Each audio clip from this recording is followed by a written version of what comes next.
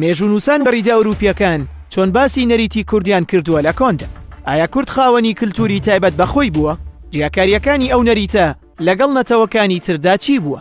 بەشێک لە گەڕیدا ئەوروپیەکان ساڵی 1970 هاتوونەتە کوردستان بەو جۆرە باسی کوردیان کردووە. کوردەکان لەو کاتەدا بە بەراورد بە تەواوی نەتەوەکانی تری ناوچەکە لە ڕووی ژیانی پێکەوەییەوە باشتر بوون لە نەتەوەکانی تر. ویگرام وەک گەڕیدەیەک لە تۆمارکردنی هەندێک شت لەسەر کوردەکان کە مێژوەکەی دەگەڕێتەوە بۆ ساڵی 1906 بازدەوە دەکات کە میری فارسەکان مەبەستی بوو کورد بە ئامانج بگرێ و لێیان بدات. ئەو کات داوای لە مەسیحیەکانی ئەو ناوچەیە کرد هاوکاری بکەن. عوسمانیەکان لەو کاتەدا ئەمەیان بەکارهێنا و ویسیان شەڕی فارسەکان بە کورد بکەن و مۆرکێکی ئاینی پێ ببەخشن. بۆیە بەمەبەست هەوڵیان داوای نیشان بدەن شەڕەکە لە نێوان مەسیحیەکان و کوردایە. مستەڕید لە دواتردا دان بەو ڕاستیەدا دەنێت کە کوردەکان ڕۆحی بەیەکەوەبوونی ئاین و پێکەوە ژیان لە نێوانیاندا هەبووە. تەنانەت لەگەڵ مەسیحیەکان و جووەکان ئاڵوگۆڕی بازرگانیان هەبووە و لە ناو شارەکاندا بەیەکەوە ژیانیان کردووە. بەشێکی تر لە گەڕیدەکان باس لەوە دەکەن کە کوردەکان و جووەکان لە ناو کوردستاندا وەک نەریتێکی ڕابردوو خواردن لە نێوانیاندا ئاڵوگۆڕ کراوە لە کاتی ژەمەکاندا. مستەڕیز لە درێژەی باسەکەدا کە لە سەرچاوەکاندا هاتووە دەڵێت ئەوەی کە دەستی هەبوو لە کوشتنی ئەو بەیەکەوە ژیانە تورکەکان بوون. لایەنێکی تر کە گەڕیدەکان باسی دەکەن مافی ئافرەتە. زۆرینەی ڕۆژ ئاواییە ڕۆژهەڵات ناسەکان باز لەوە دەکەن کە ئافرەت لە نەریتی کوردەواریدا زۆر ئازادانە مامەڵەی کردووە. لە کارکردندا شان بەشانی پیاوان کاری دەکرد. تەنانەت لە کاتی ئاهەنگەکاندا بە تێکەڵی لەگەڵ خەڵکانی تر ئاهەنگیان دەگێڕا و زۆر جار ئیدارەی خێزان لەلایەن ژنەکانەوە بەڕێوە براوە.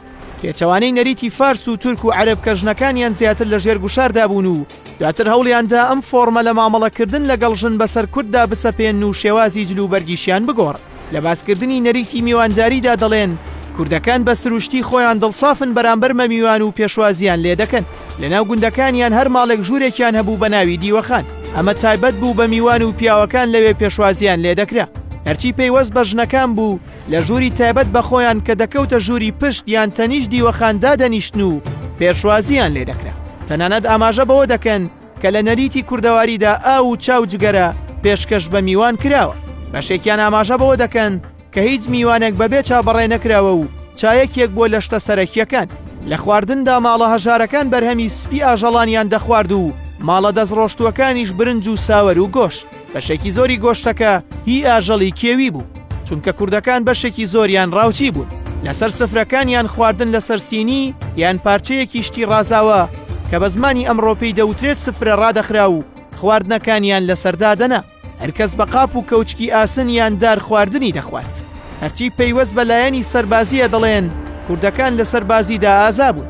هەرەمەش بۆ هۆکارێک کە نەتەوەکانی تر شەڕی ئەوە بکەن کە کورد بەشێک بێت لەوان و بەکاری بهێنن. گەڕیدەکان ئاماژە بەوە دەکەن کە لە ڕووی پێکهاتەشەوە کورد دابەش بووە بەسەر خێڵ و عەشیرەتەکان و زۆر جار شەڕ لە نێوان هەندێک هۆزدا ڕوویداوە. بەڵام هەندێک هۆز پێچەوانەی ئەوان لە پەیوەندی ژن و ژنخوازیدا بوون لە نێوان یەکتردا.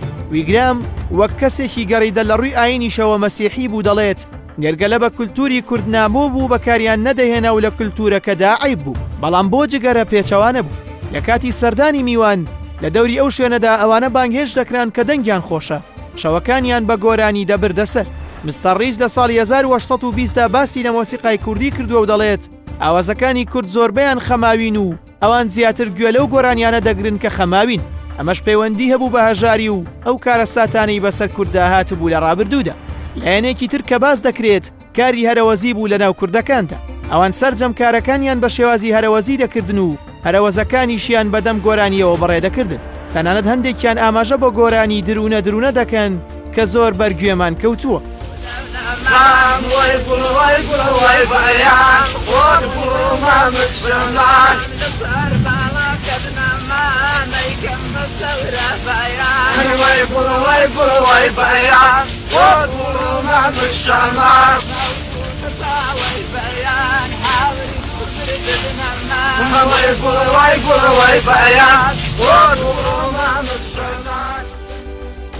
ڕیز دەڵێت هەوڵ هەبوو بۆ تێکەڵکردنی مۆسیقا و ئاوازی کوردی لەگەڵ فارس و ئەرمەنی.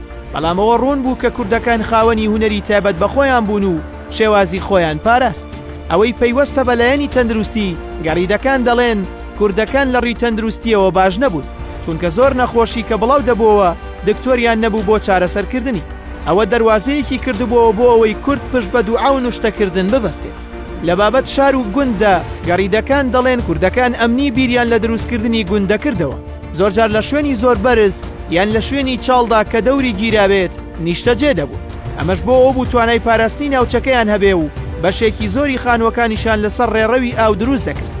شارەکانیان پەیوەست بوو بە کۆشکی میر و مزگەوتەوە، خەڵکی بە دەوری ماڵی میر و مزگەوتدا خانوەکانیان دروست دەکرد. بەڵام ئەوەی لە خانی کوردیدا ڕەچاو دەکرا هەرچەندە بچووک بووایە حەساریان هەبوو بەسەر خانوەکەوە.